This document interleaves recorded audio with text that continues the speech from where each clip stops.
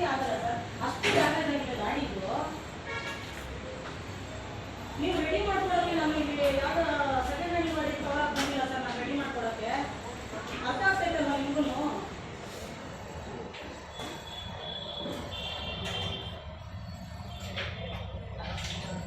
Sir ಈ ಗಾಡಿನ ನೀವೆಲ್ಲ ರಿಪೇರಿ ಮಾಡಿ ಇಟ್ಕೊಂಡ್ರೆ ನಾನು ಎಲ್ಲಿ ಹೋಗಿ ಸರ್?